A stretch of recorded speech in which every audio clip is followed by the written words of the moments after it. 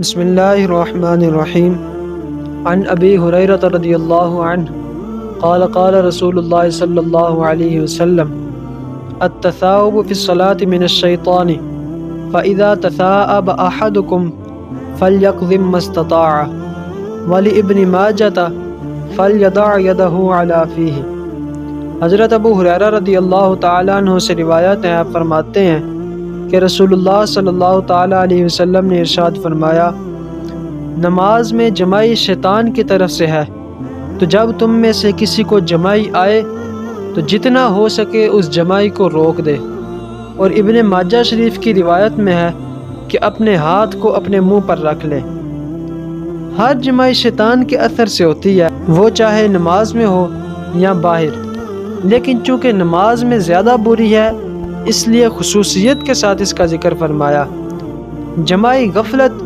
سستی، زیادہ کھانے اور نیند کے غلبے کی وجہ سے ہوتی ہے، اور ان سب کاموں میں شیطان کا اثر ہے، لہٰذا یہ فرمان بالکل حق ہے کہ جمائی شیطان کی طرف سے ہوتی ہے۔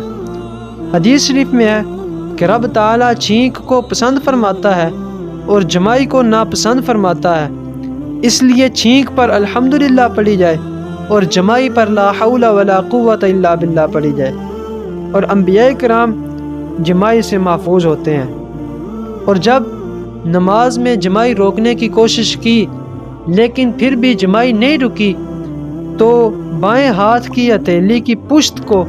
پھیلے ہوئے منہ پر رکھ لیں، اور اگر قیام کی حالت میں ہو تو پھر بایاں ہاتھ رکھنے سے عمل کثیر ہو جائے گا، اس وجہ سے اس وقت دائیں ہاتھ کی ہتھیلی کی پشت کو منہ پر رکھ لیں۔